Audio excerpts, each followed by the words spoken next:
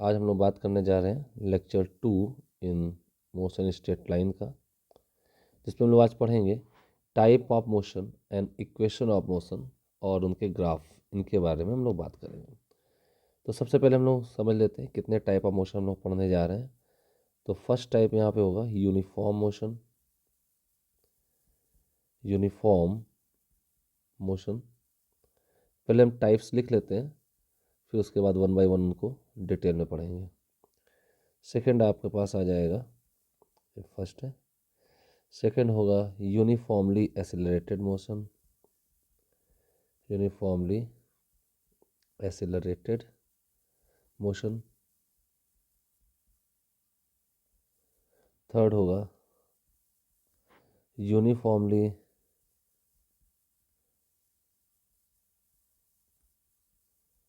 Retarded motion. RET short में लिख दे रहा हूँ, रिटार्डेड मोशन। और इसको हम सिर्फ देखेंगे till velocity become zero. Till velocity becomes zero.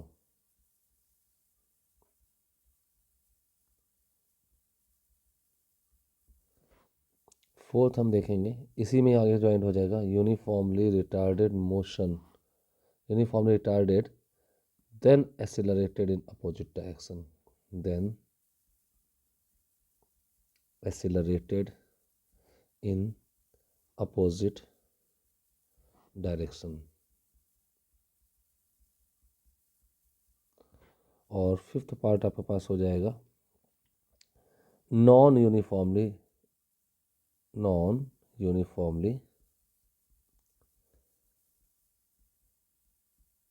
accelerated and retarded motion। ये आपकी कैटेगरी होंगी। 5 कैटेगरी में मोशन के बारे में पढ़ेंगे। तो चलिए let start one by one. पहला आता है uniform motion. Uniform motion. Uniform motion का मतलब क्या है? If a body moves such that its velocity is constant। Uniform motion की जो mandatory condition that is velocity constant होनी चाहिए। Velocity equal to constant, v constant होना चाहिए। It means initial and final velocity same होनी चाहिए। This is the mandatory condition uniform motion. It means v vector equal to u vector. v and u same होंगे। हाँ, अब एक चीज़ मैं यहाँ क्लियर कर दूँ, क्योंकि मैं मोशन लॉन्ग स्ट्रेट लाइन पढ़ रहा हूँ तो मैं सारे वेक्टर क्वांटिटीज़ को एज ए स्केलर यूज़ कर सकता हूँ। मैं यहाँ कंडीशन लिख ही देता हूँ। We may use all vectors quantity as scalar by assigning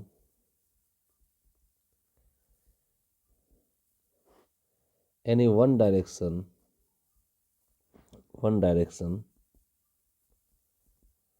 as positive and reverse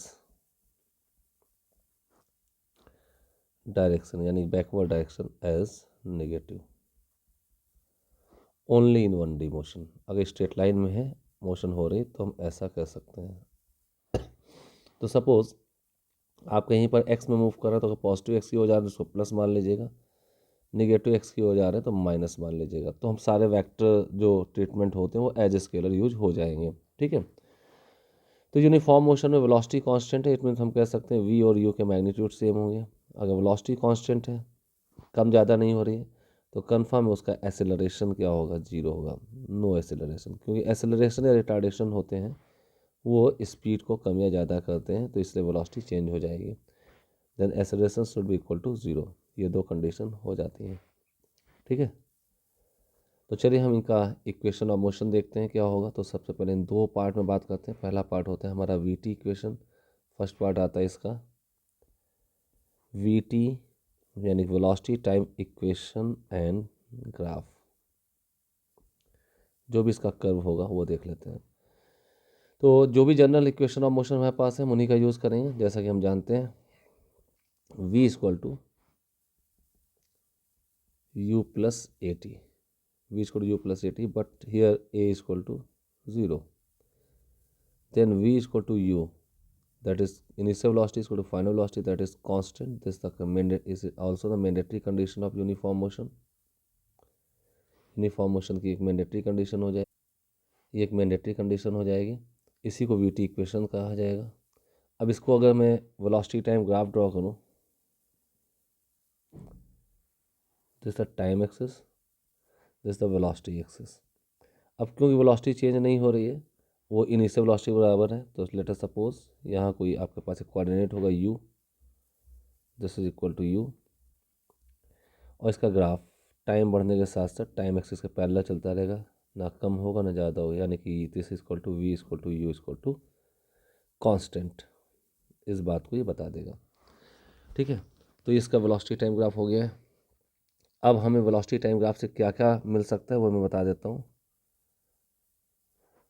slope of VT graph, slope of VT graph with time axis, VT graph with time axis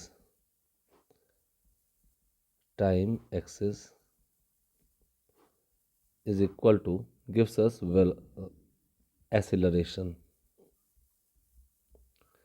Slope of vt graph with time axis gives us acceleration. तो जैसा यहाँ हम देख पा रहे हैं, इस case में ये लाइन जो है parallel to the time axis, slope यहाँ पे थीटा एंगल आएगा 0 डिग्री।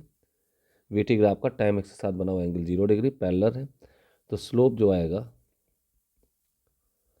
जो कि tan थीटा होगा, tan 0 डिग्री हो जाएगा, दैट इज़ 0। और यही स्लोप जो होता है यही एसेलरेशन होता है, और वो यहाँ पे 0 आ चुका है। और ये भी एक मैंडेटरी कंडीशन इस टाइप की मोशन की। ठीक है, दूसरा पॉइंट जो याद करने वाला है वो है area under v t graph with time axis, graph with time axis, that gives us displacement. क्या देता है? डिस्प्लेसमेंट। तो कहीं भी वीटी ग्राफ के एरिया आप चेक करेंगे टाइम एक्सिस के साथ, तो हमें डिस्प्लेसमेंट देता है। ठीक है, तो ये आपके पास पहले टाइप के मोशन का, आपका यूनिफॉर्म मोशन का जो वीटी ग्राफ है वो बन गया है। अब एरिया हमें डिस्प्लेसमेंट कैसे देगा, तो मैं आपको दिखा दूँ। कहीं भी अगर सपोज किन्हीं दो टाइम के बीच में आप इसका एरिया कैलकुलेट करते हैं, ये दिस वन एरिया आ गया आपके पास। Suppose this is t1 time, this is t2 time, तो ये एरिया जो होता है यही डिस्प्लेसमेंट देता है हमको। This area equal to displacement, area ही एरिया इक्वल टू डिस्प्लेसमेंट। इतनी बात क्लियर। अब आते हैं इसके एसटी ग्राफ में। इसका सेकंड पार्ट होगा एसटी ग्राफ। एसटी ग्राफ, तो एसटी ग्राफ अगर देखें तो एक सेकंड इक्वेशन से s equal to u t plus half a t square. अब यहाँ पर ए आपको, बिकॉज ए इज 0 है, तो s becomes u t and u is also equal to v, so we may write that s equal to v t. ये s t graph है। अगर मैं इसको कंपेयर करूँ तो y equal to M x से कंपेयर हो पा रहा है। एक्स एक्सिस में टाइम हो जाएगा, y एक्सिस में डिस्प्लेसमेंट, तो इसका स्लोप जो आ रहा है m स्लोप होता है वो v होगा। और ये एक स्ट्रेट लाइन है पासिंग थ्रू ओरिजिन, इसका ग्राफ होगा straight line. General equation of straight line passing through origin होगा ये, this straight line passing through origin. ठीक है, तो इसका ग्राफ देख लेते हैं कैसे बनेगा। This one, this is time axis, this is S t graph. वैसे बहुत से लोगों को कन्फ्यूजन होता है एस टी ग्राफ को क्या बोलते हैं। तो एस टी ग्राफ जो होता है इसको बोलते हैं position time graph. Keep in mind it is not the displacement time graph, position time graph होता है ये। ध्यान दीजिए, इफ़ बहुत इंपॉर्टेंट कंडीशन है, if start with origin, start with origin at t equal to 0।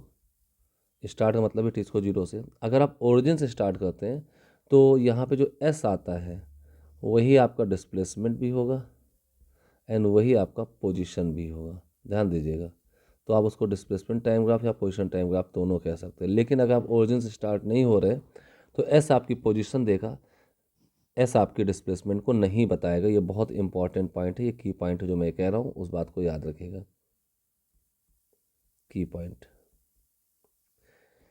ये पोजीशन टाइम ग्राफ है, all the time इसको कहा जा सकता है। लेकिन अगर आप चीज़ को ज़ीरो पे ओरिजिन से स्टार्ट करते हैं तभी हम इसको एस जो होगा हमारा डिस्प्लेसमेंट भी देगा और पोजीशन देगा। तो आप फिर इसको कुछ भी कह सकते हैं, पोजीशन टाइम ग्राफ भी कह दें या डिस्प्लेसमेंट टाइम ग्राफ कह दें। लेकिन सही मायने में position time graph all the time कहना ज़्यादा बेटर होता है। तो इसका ग्राफ स्ट्रेट लाइन है, पासिंग थ्रू ओरिजिन है, ये ओरिजिन हो चुका है। ये ऐसे यहाँ पे एक एंगल थीटा होगा और ये जो slope of s t graph में मिलेगा, slope of s t graph जो ये विद टाइम एक्सिस, ये हमको वेलोसिटी देता है। यानी कि टेन थीटा ही इसका जो यहाँ एंगल थीटा बना वही हमारी वेलोसिटी हो जाएगी। और आप कंपेयर करें, यही एम होता है, स्लोप को एम से रिप्रेजेंट करते हैं। और ध्यान दें, वी टी ग्राफ से आपने दो चीज़ निकाली, वी टी ग्राफ का स्लोप भी निकाला था, slope of we t graph भी आपने कैलकुलेट किया था और एरिया भी लिया था। तो एस टी ग्राफ के एरिया का कोई फिजिकल सिग्निफिकेंस नहीं होता। Area of s t graph जो होता है, no physical significance.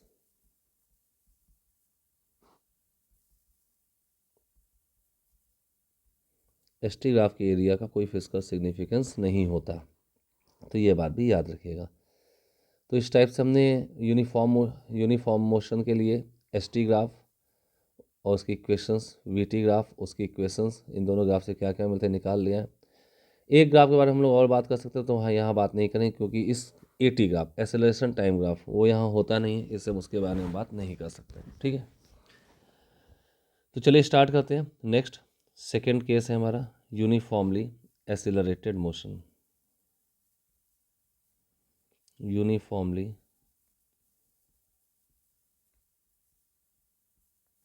Accelerated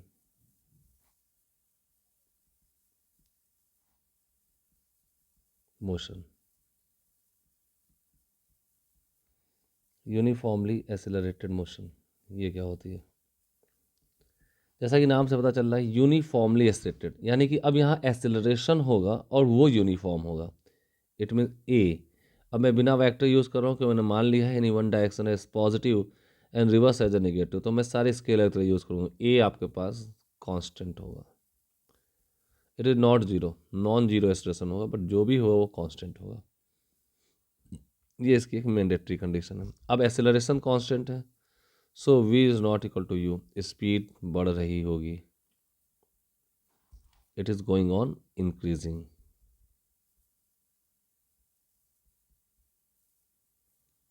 speed is going on increasing, speed increase होती जा रही है, एक्सेलरेटेड मोशन स्ट्रेट लाइन पर है। तो चलिए इसका पहला ग्राफ देख लेते हैं, वी टी ग्राफ और we T equation, velocity time equation and graph. V T को वेलोसिटी टाइम ही बोलते हैं, एस टी को पोजिशन टाइम बोलते हैं। Velocity time equation.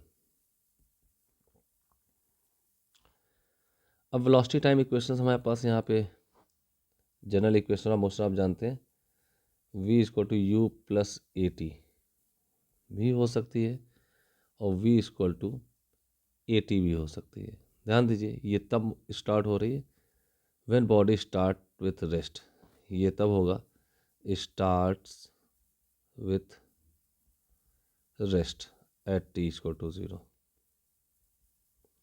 टी इसको जीरो, बॉडी के पास कोई वेलोसिटी नहीं थी, इसका मतलब यू जीरो था, तो velocity at any function of time a t से दी जाएगी। और ये तब है when body start with some speed, इसका यू जीरो नहीं था। क्लियर है? और इसको मैं कंपेयर करूँ इन दोनों इक्वेशंस को, तो ये y equal to M X plus C की तरह यूज़ की जा सकती है। एक्स एक्सिस में टाइम आ जाएगा, ये इंटरसेक्शन, और वाई एक्सिस में वेलोसिटी हो जाएगी। तो इसका स्लोप भी आप देख पा रहे हैं, एम के प्लेस पर जो लिखा है वो ए लिखा हुआ है, और ये graph y equal to M x जैसा होगा, ये पासिंग थ्रू ओरिजिन हो जाएगा। दोनों ही स्ट्रेट लाइन है, तो यहाँ से रिजल्ट हमें मिल जाता है, it is a straight line. VT graph एक स्ट्रेट लाइन होगा। और ये सारी चीज़ें मैं बेसिक मैथ्स में आपको कंपेयर करना बता चुका हूँ। एक्स और वाई की single single power straight line equation होगी। इसके पास कुछ इंटरसेक्शन होगा, वही पॉजिटिव होगा। इसके पास एक इंटरसेक्शन होगा, सॉरी ये ओरिजिन से पास होगी, और स्लोप भी होगा, और स्लोप भी पॉजिटिव स्लोप होगा। तो वेलोसिटी टाइम ग्राफ देख लेते दोनों का।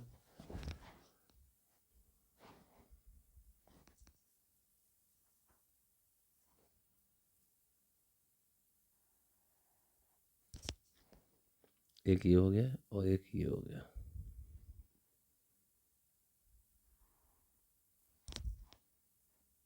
This is time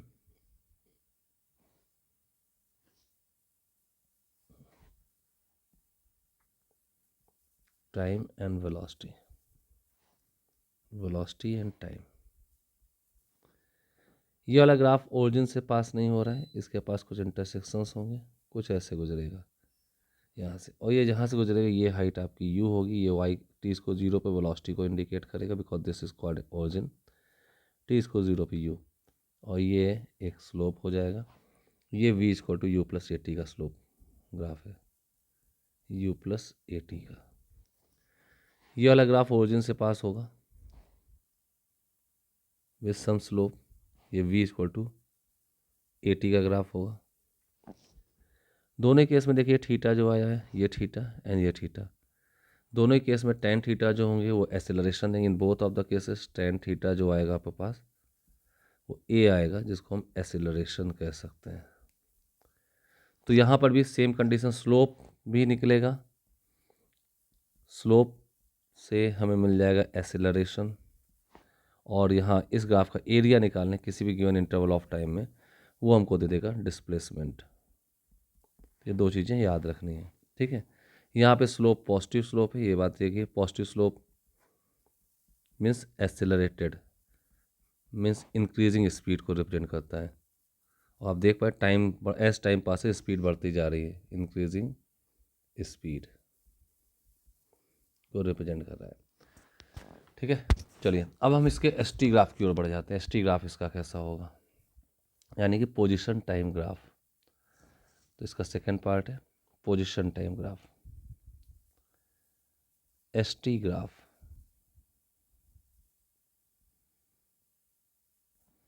S t graph जो है इसको कैसे चेक करते हैं, तो यहाँ पर भी एस टी ग्राफ और वी टी ग्राफ दो आ जाएंगे। एस टी ग्राफ भी दो होंगे, एस इसको to u t plus half a t square आएगा। ये तब होगा when u is not equal to 0, और एक आपके पास आ जाएगा s equal to half a t square. ये तब होगा when u is equal to 0, start with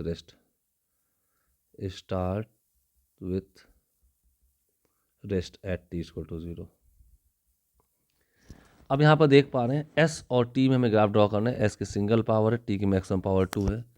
ये दोनों ही फर्स्ट कंडीशन, अगर आपने बेसिक मैथ्स में आप देख सकते हैं मेरा वीडियो, वहाँ मैंने बताया है। s की सिंगल पावर है, तो पहले हम इसके शेप की बात कर लेंगे। दोनों ही पैराबोला होंगे, पैराबोला, और ये भी पैराबोला आएगा।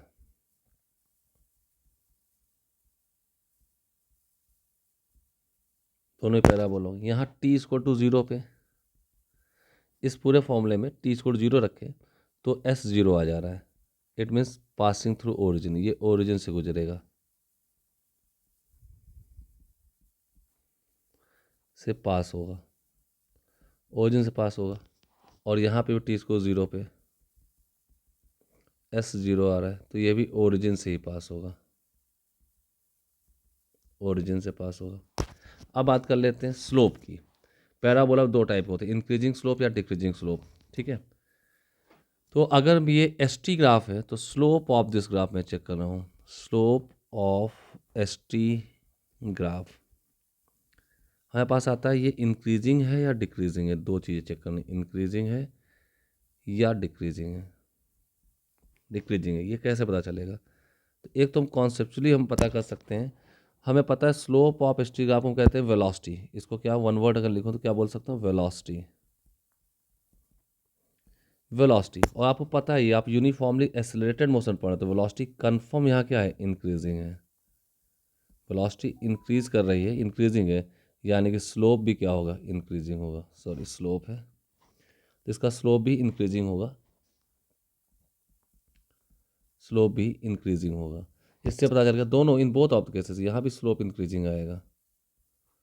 तो इंक्रीजिंग स्लोप का पैराबोला, ये तो हम कॉन्सेप्चुअली चेक कर सकते हैं। बाकी अगर हम चेक करें किसी भी ग्राफ में, जैसे इस वाले को लेते हैं D S by D T, इसका स्लोप होता है D S by D T हुआ 1/2 ए कॉन्स्टेंट, टी स्क्वायर का 2t हो जाएगा, दिस बिकम्स ए टी। तो D S by D T ही आपके पास जो आया यही स्लोप है इस इक्वेशन का, ग्राफ का, जो कि ए टी है।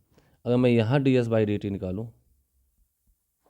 इस केस में D S by D T calculate कर लूँ, तो आप देखें u कांस्टेंट आगे आ जाएगा, t का 1 हो गया, plus half a t square का सेम जैसे साइड में मैंने किया ए टी हो जाएगा।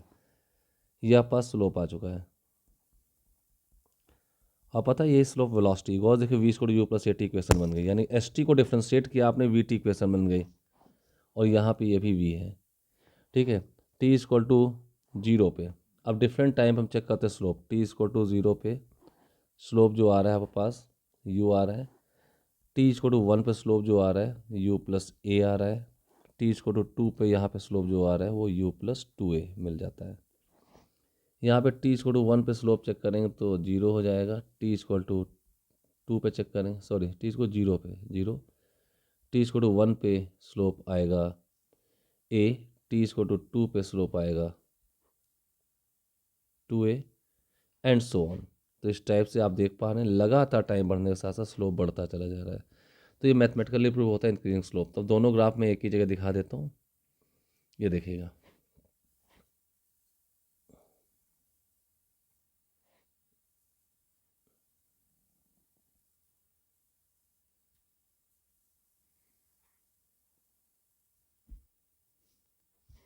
ये आपका एस टी ग्राफ दिखा रहा हूँ, एस टी। अब इन दोनों ग्राफ को मैं यहीं पे दिखाता हूँ, एक इस टाइप से इंक्रीजिंग स्लोप, और दूसरा ये है।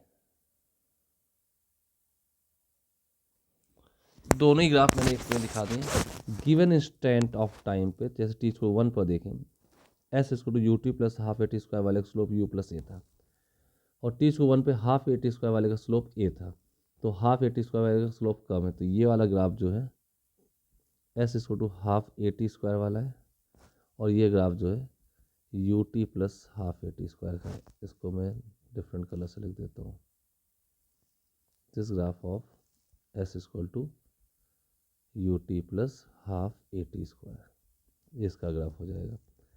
तो दोनों ग्राफ कंप्लीट हो जाते हैं।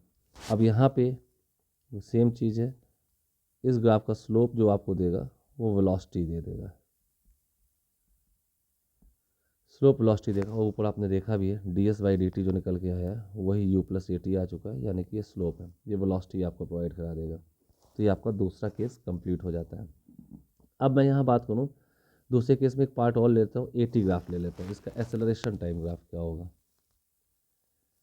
एक इसका थर्ड केस ले लेता हूँ इसी में ही, A T graph, acceleration time graph क्या होगा इसका।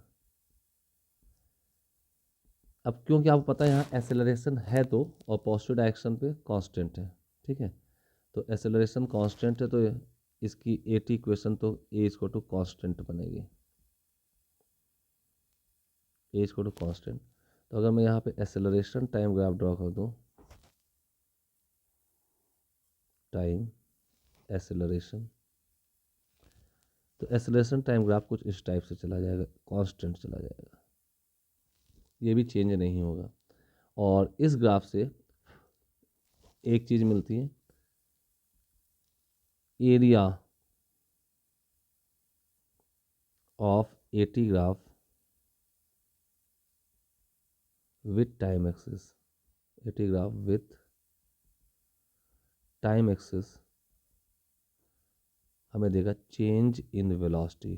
कीप इन माइंड वेलोसिटी नहीं देता, चेंज इन वेलोसिटी देता है। It means v F minus we i vectors हैं, बट मैं स्केलर यूज़ करूँ any one direction as positive, reverse as negative मान करके। चेंज इन वेलोसिटी जो है that is area of a t graph, area of a t graph. ये understood है कि वो टाइम एक्सिस के साथ होगा। ये एरिया हमको चेंज इन वेलोसिटी दे देगा, ध्यान रखिएगा। कई बार बच्चे हम मिस्टेक कर जाते हैं, वो वेलोसिटी लिख देते हैं। हाँ वेलोसिटी हो सकता है, अगर इनिशियल वेलोसिटी जीरो हो, इफ़ इनिशियल वेलोसिटी ज़ीरो, तो final velocity he area of a t graph हो जाएगा, ध्यान रखिएगा। Area of a t graph, eighty graph का एरिया ही आपको फाइनल वेलोसिटी दे सकता है। अगर इनिशियल जीरो हो तो कोई दिक्कत नहीं है, बट ध्यान रखना इनिशियल जीरो होनी चाहिए। अगर इनिशियल जीरो नहीं है तो ये एरिया जो है आपका दिस वन, जैसे मैं ये दिखा दूँ, ये एरिया जो है ये आपको this area is change in velocity V F minus we I देगा, ठीक है, ये एरिया। तो ये ध्यान रखिए। तो ये हमारे दो टाइप के मोशन कंप्लीट हो गए, uniform motion, uniformly accelerated motion. अब मैं बात करने जा रहा हूँ तीसरा case, uniformly retarded motion till velocity becomes zero. Third case की, third case uniformly retarded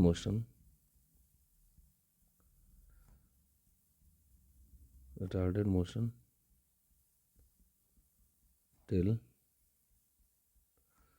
velocity becomes zero।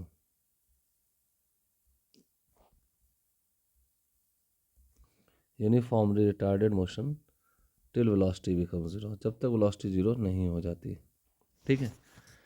इसका बेस्ट एग्जांपल जो है, जैसे इसके पहले वाले का best example uniformly accelerated motion का था, मोशन अंडर ग्रेविटी।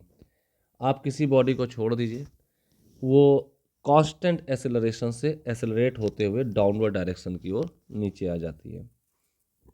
अब यूनिफॉर्मली रिटार्डेड मोशन की बात करूं, किसी भी स्टोन को आप अपवर्ड थ्रो करिए तो अंडर द ग्रेविटी ये यूनिफॉर्मली रिटार्ड हो रहा होगा और इसकी एक मैक्सिमम टॉप पॉइंट पर जाकर के वेलोसिटी जीरो हो जाएगी। तो मैंने अभी इस वाले पार्ट में टिल वेलोसिटी बिकम जीरो की ही बात की है, ठीक है। तो फाइनल वेलोसिटी इस केस में जीरो ही होनी है। तो चलिए अब चेक कर लेते हैं इसकी इक्वेशंस ऑफ मोशंस क्या होंगी। तो सबसे पहला पार्ट हम बात करने जा रहे हैं, फर्स्ट पार्ट इसमें वी टी इक्वेशन की बात करने जा रहे हैं, वेलोसिटी टाइम इक्वेशन की। इसी में ग्राफ भी ड्रॉ कर लेंगे, वी टी इक्वेशन। तो वी टी इक्वेशन में यूनिफॉर्म रिटार्डेड मोशन में ए जो होगा माइनस का कांस्टेंट होगा। हम प्री एज्यूम करके चल रहे हैं हमारी वेलोसिटी पॉजिटिव होती है, इससे रिटार्डेड मोशन में ए माइनस कांस्टेंट होगा। वी जो है नॉट इक्वल टू यू होगा, it is going on decreasing. ये क्या होगा, डिक्रीजिंग होती जाएगी।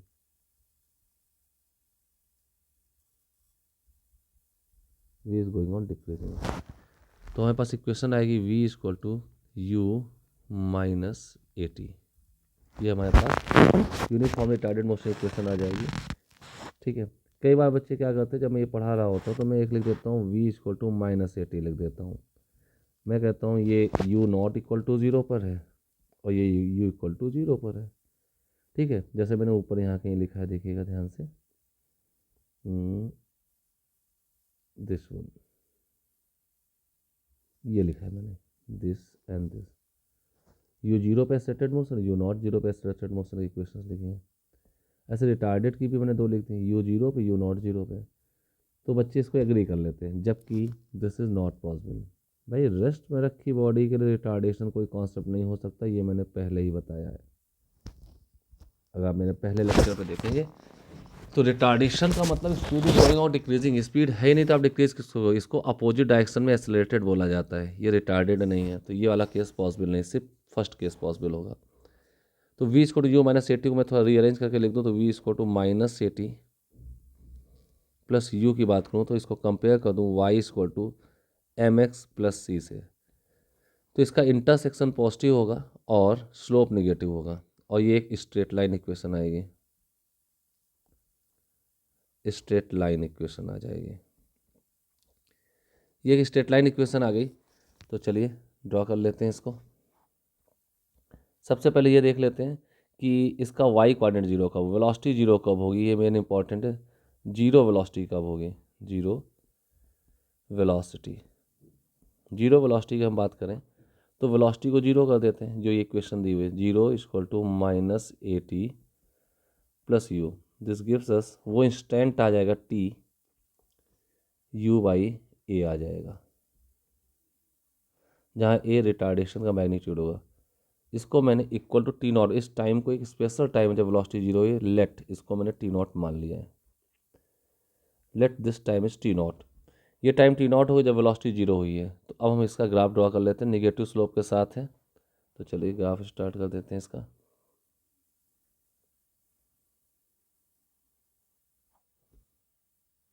तो ये आपके पास वी टी इक्वेशन आ जाएगा, this is time, this is velocity, और टी इसको टू जीरो पर इसकी वेलोसिटी, इनिशियल वेलोसिटी यू रही होगी। तो यहाँ पे कोई एक पॉइंट ले लेंगे यू, और ये एक स्ट्रेट लाइन के साथ आते हुए यहाँ पे मीट कर जाएगा, दिस इज यू,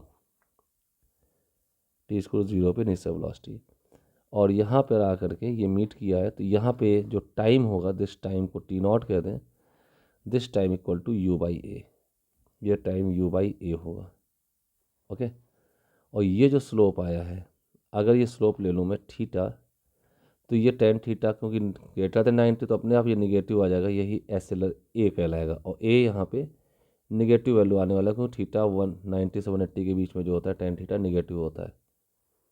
तो इसी को कहा जाएगा retardation.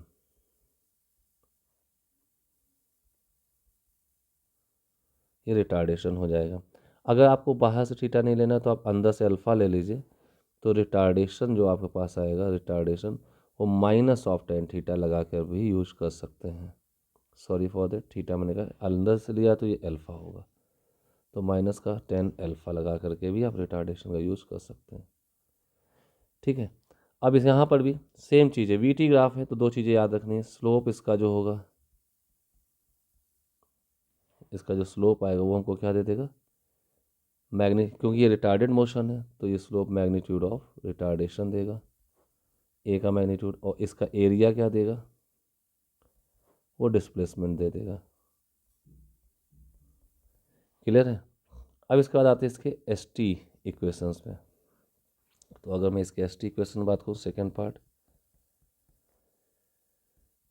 S t equation, position time equation हमको क्या देगा इसका। तो यहाँ पे भी इक्वेशन एक ही बनेगी, एस इसको to u t minus half a t square. ठीक है, और यू नॉट जीरो पर ही मोशन पॉसिबल है, जीरो पर मोशन पॉसिबल नहीं है। ठीक है, तो इसका ये पहला बात तो पता चल गया, पैराबोला, सेम कंडीशन सारी चीज़ें, पैराबोला ओरिजिन से पास होता हुआ,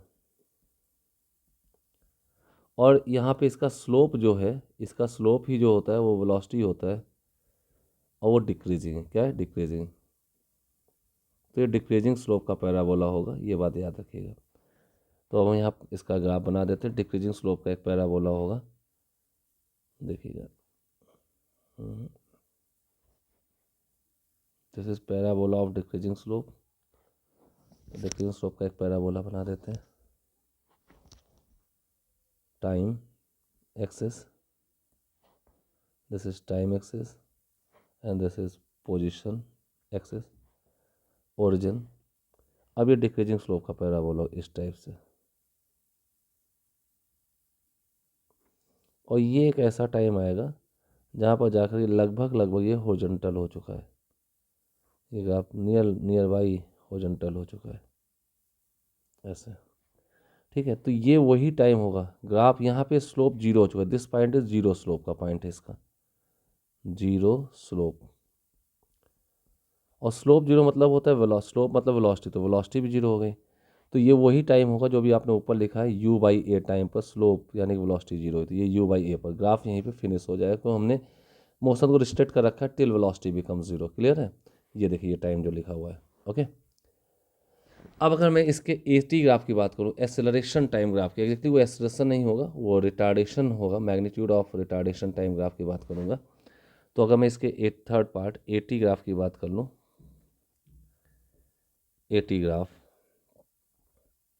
क्योंकि ये प्री एज्यूम्ड होता है, वेलोसिटी पॉजिटिव साइन की है तो ए निगेटिव साइन का होगा। तो ए टी ग्राफ इसका ए का जो मैग्नीट्यूड है वो तो निगेटिव में कांस्टेंट होगा, ये बात क्लियर है। तो इसका ग्राफ नेगेटिव वाई एक्सिस में जाएगा, स्ट्रेट लाइन होगा, वो देख लेते हैं। This is time, this is a. ये ग्राफ थोड़ा सा इस टाइप से नहीं बनाता क्योंकि मुझे नेगेटिव कोऑर्डिनेट में दिखाना है सारी चीज़ें। मैं फिर से ग्राफ ले लेता हूँ। This is time, this is a और दिस इज माइनस। इसका ग्राफ कुछ इस टाइप से चलेगा, नेगेटिव माइनस का ए होगा यहाँ पर, और ये आपका कांस्टेंट रिटार्डेशन चल रहा है। और इसका नीचे का जो एरिया आएगा, ध्यान दीजिए, इसमें इसका एरिया, इसके स्लोप का कोई फिजिकल सिग्निफिकेंस नहीं है। इसका एरिया जो आएगा वो आएगा change in velocity, delta we के इक्वल होगा, और ये वेलोसिटी को कम करेगा। ठीक है, तो इसका डाउनवर्ड जो एरिया है, ये टाइम एक्सिस के नीचे जो भी एरिया लिया जाता है, चाहे वी टी ग्राफ के हो चाहे ए टी ग्राफ के हो, ये एरिया निगेटिव एरिया में काउंट होंगे। कैसे काउंट होंगे? ये एरिया निगेटिव काउंट होंगे, जबकि अप साइड जो एरिया आते थे वो पॉजिटिव एरिया काउंट हुआ करते थे। ठीक है, तो ये ध्यान रखें, चाहे वी टी ग्राफ हो ए टी ग्राफ हो, दोनों में ही एरिया का फिजिकल सिग्निफिकेंस है। तो दोनों में ही जो टाइम एक्सिस के नीचे के एरिया होंगे वो निगेटिव होंगे एंड अप साइड के एरिया पॉजिटिव काउंट होंगे। अब बात करते हैं अपने फोर्थ केस की। फोर्थ केस में uniformly retarded then accelerated in opposite direction. तो ये आपका वो केस हो गया, हम किसी भी स्टोन को नीचे से ऊपर थ्रो करें तो अब तो टॉप पॉइंट तक जाते जाते इसकी मोशन रिटार्डेड होती है, देन वहाँ से जब वो लौटता है तो अपोजिट डायरेक्शन में एक्सेलरेट होकर लौटता है और अपने जिस पॉइंट पर आता है, पॉइंट ऑफ प्रोजेक्शन में सेम स्पीड अचीव कर लेता है, उसका डिस्प्लेसमेंट जीरो हो जाता है। तो मैं इसकी बात करने जा रहा हूँ। It is the best example motion under gravity. ठीक है, तो चलिए मैं इसकी बात कर लेता हूँ। तो इसमें फर्स्ट हाफ पार्ट में, इसके फर्स्ट हाफ पार्ट में जो होगा एस रिटार्डेड की इक्वेशन लगेंगी first half part of journey में। v equal to u minus A t लगेगा और s equal to u t minus half a t square लगेगा। सेकेंड हाफ पार्ट में इसमें क्या होगा? सेकेंड हाफ पार्ट में v equal to u plus a t accelerated motion होगी और s equal to u t plus half a t square होगा। तो दो अलग अलग पार्ट हैं। तो इसका ये हमारे पिछले दो केस का कंबाइंड होगा। ठीक है, तो चलिए हम इसमें ग्राफ बना देते हैं, कैसे क्या होगा। तो इसका मैं वी टी ग्राफ बना रहा हूँ, we T equation graph. V t graph देखिएगा,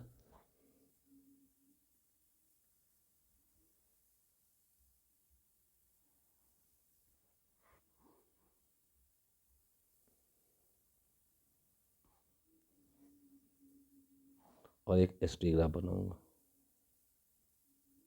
1 minute रुकिएगा।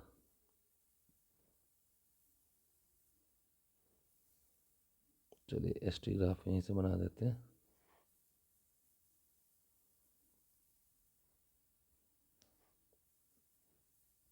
This is s and t, this is v and t graph. V t graph में क्या होगा? ये एक सर्टेन वैल्यू से स्टार्ट होगा और ये पहला रिटार्ड होता जाएगा, फिर उसके बाद अपोजिट डायरेक्शन में उतना ही अचीव कर लेगा। तो ये आपके पास एक वी टी ग्राफ आता है। यहाँ पे जो वेलोसिटी u थी, ये एक टाइम आया है टी नॉट, जिसको मैंने u बाई ए लिखा है, याद करिए ऊपर वाले में। और फिर अगला टाइम एक और पास होगा, उस टाइम पे सेम अपोजिट डायरेक्शन में स्पीड गेन कर, दिस इज माइनस यू, और ये time coordinate further T not और पास होगी, 2 टी नॉट टाइम पास हो जाएगा, फिर T not is u by A. तो ये फर्स्ट पार्ट, ये पॉजिटिव एरिया काउंट होगा, दिस इज पॉजिटिव एरिया, और ये नेक्स्ट पार्ट, ये दिस नेगेटिव एरिया, और दोनों एरिया सेम है। तो नेट डिस्प्लेसमेंट यहाँ पे आएगा, नेट एरिया इसको टू नेट डिस्प्लेसमेंट, और यहाँ पे नेट एरिया जीरो आ चुका, जितना ऊपर पॉजिटिव एरिया उतना नीचे नेगेटिव एरिया है, तो नेट डिस्प्लेसमेंट जीरो आ जाएगा, एरिया जीरो है। अब एस टी ग्राफ की बात करें, ओरिजिन से स्टार्ट हुआ था, यहाँ भी एक ओरिजिन है, और ओरिजिन से स्टार्ट हो करके इसका पहला हाफ पार्ट ये था, यहाँ पे स्लोप लगभग 0 हुआ था। This is T not time. उसके बाद इन अपोजिट डायरेक्शन में एक्सेलरेटेड होता है और यहाँ पर आ जाता है, सेम उतना ही टाइम और लगेगा 2t0, और t0 की वैल्यू u/a थी। और गौर देखिए इस पॉइंट में जब ये आया, इसका पोजीशन आई, तो ये पोजीशन वाई कोऑर्डिनेट, जो पोजीशन को 0 बता रहा है वाई कोऑर्डिनेट, यानी कि नेट डिस्प्लेसमेंट 0 हुआ है। तो ये पार्ट रिटार्डेड का पार्ट हुआ और ये पार्ट अपोजिट डायरेक्शन में एक्सेलरेटेड का ग्राफ हो गया। ये भी यहाँ पे पार्ट रिटार्डेड मोशन को बता रहा है, ये अपोजिट डायरेक्शन में एक्सेलरेटेड पार्ट को बता रहा है। क्लियर है? तो ये आपके पास फोर्थ केस कंप्लीट हो जाता है। अब इसमें एटी ग्राफ अगर मैं ड्रॉ करूँ तो एटी ग्राफ भी इसका मैं ड्रॉ कर सकता हूँ। Eighty acceleration time equation, eighty graph. अगर मैं एटी ग्राफ की बात करूँ तो क्योंकि ये मोशन अंडर ग्रेविटी, कई बार लोगों को कन्फ्यूजन हो जाता है कि एक बार एक्सेलरेट हुई है एक बार रिटार्ड हुई है तो कुछ चेंज हुआ होगा। ऐसा कुछ नहीं है। आप ऊपर जाए या नीचे, बॉडी अप साइड जाए या डाउन साइड, एक्सेलरेशन थोड़ी ना बदल गया उसका, एक्सेलरेशन तो जो है वो बना रहेगा। तो एटी ग्राफ में कोई भी चेंज नहीं आने वाला, ध्यान रखिएगा। एटी ने ना तो एक्सेलरेशन अपना मैग्नीट्यूड बदला है ना अपनी डायरेक्शन बदली है, इससे एटी ग्राफ में कोई भी चेंज नहीं काउंट होगा। जो ये था पूरे केस में यही बना रहेगा। अब अगर आप चाहे टाइम t0 की बात कर लें जहाँ वेलोसिटी 0 हुई थी, और फिर जहाँ 2t0 बात करें जहाँ सेम मैग्नीट्यूड ऑफ वेलोसिटी ने अपोजिट डायरेक्शन अचीव किया था, दोनों केस में ए लगातार कांस्टेंट बना रहेगा। तो एटी ग्राफ में कोई भी चेंज नहीं आने वाला, बिकॉज ए इज एक्सेलरेशन और ये एक्सेलरेशन बाई ग्रेविटी हो, इसकी ना मैग्नीट्यूड और ना ही डायरेक्शन, कुछ भी नहीं बदलता। तो ये बहुत इंपॉर्टेंट चीज़, इस बात को ध्यान रखिएगा। अब हम लोग फोर्थ पार्ट में आते हैं। नेक्स्ट फोर्थ पार्ट हमारा जो होगा वो होगा, फोर्थ नहीं फिफ्थ है, फिफ्थ केस है non uniformly accelerated and retarded motion. Non uniformly accelerated and retarded motion, retarded motion,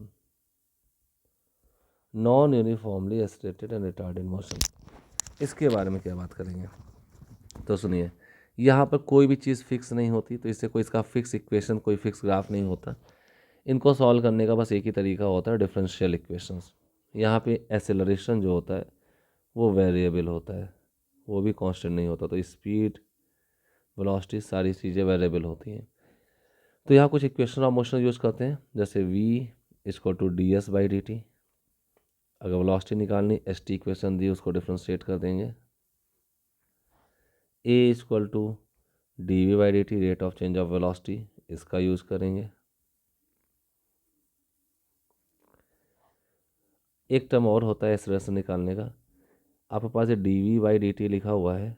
अगर मैं यहाँ पे डी एस और डी एस का मल्टीप्लाई करता हूँ, d s upon d s, कोई फ़र्क पड़ा नहीं। अगर मैं इस d S by D t को अलग कर लूँ तो ये डी, जो रेड कलर के अंदर मैंने लिख दिया वो d S by D T velocity होगा। तो ए का फॉर्मूला हमारे पास आ जाएगा, जो रेड के अंदर सर्कुलर बंद है वो d S by D t, ये वेलोसिटी बन गया, और बाकी जो बचा वो d v by d s हो गया। अब मैं बता दूँ d v by d s क्या है यहाँ पे। अगर कहीं आपको v d v by d s का मैं नाम बोल दे रहा हूँ, it is the slope of v s graph.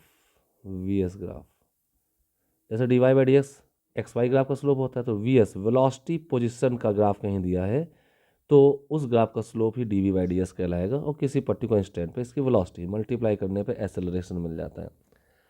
अब इन्हीं इक्वेशंस में हम आगे बढ़ते हैं। तो दिस वन, इस इक्वेशन में आगे बढ़ें तो D s equal to v d t होगा। अगर मैं इसी को इंटीग्रेट मार दूँ तो डी एस का इंटीग्रेशन जो आएगा एस आई से एस एफ हो जाएगा।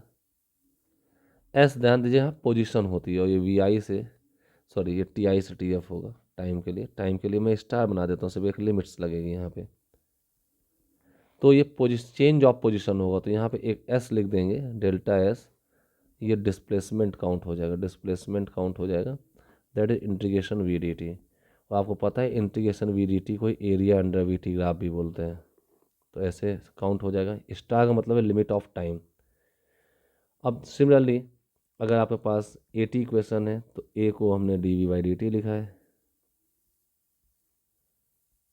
तो dv आपके पास आ जाएगा, दिस इम्प्लाइज दैट dv आपके पास आएगा A इंटू dt।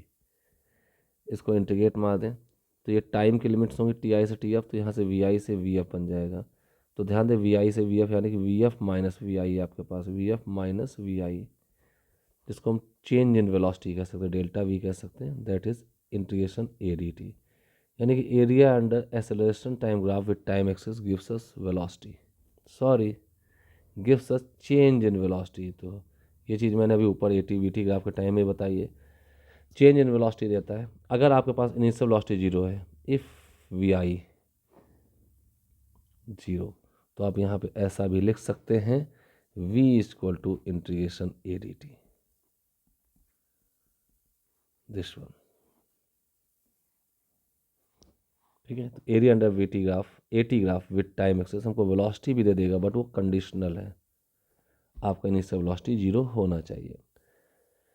तो ये सारे केसेस थे जिसमें आपने चेक कर लिया 5 टाइप ऑफ मोशंस थे। ठीक है, अब इसका अगला जो नेक्स्ट लेक्चर आप मैं डालने जा रहा हूँ, लेक्चर 3, उसमें बहुत इंपॉर्टेंट चीज़ें बताने जा रहा हूँ। एक रूट मैप, मास्टर टेक्निक्स, कैसे आइडेंटिफाई करें क्वेश्चंस को, क्या होना है, हम कहाँ पर हैं, कहाँ तक पहुँचना है, सोल्यूशंस का रास्ता क्या होगा, ढेर सारी कैटेगरी ऑफ द प्रॉब्लम मैं इसके नेक्स्ट लेक्चर में डालने जा रहा हूँ। तो बहुत इंपॉर्टेंट है। नेक्स्ट लेक्चर आपके पास L3 आएगा, नेक्स्ट लेक्चर जो होगा L3, वेरी इंपॉर्टेंट पार्ट होगा ये, आपका ध्यान रखिए। प्रॉब्लम कैसे करते हैं वो आपको देखने के लिए मिल जाएगा, तो पूरा कंप्लीट इसको नोट्स बनाएं लेक्चर देखते देखते, तो आपको बहुत फ़ायदा मिलना है। और प्लीज़ कमेंट ज़रूर करें आप सीख पा रहे हैं या नहीं सीख पा रहे हैं, मेरी इस मेहनत से बच्चों को फ़ायदा मिल रहा है या नहीं मिल रहा है। Okay, thank you.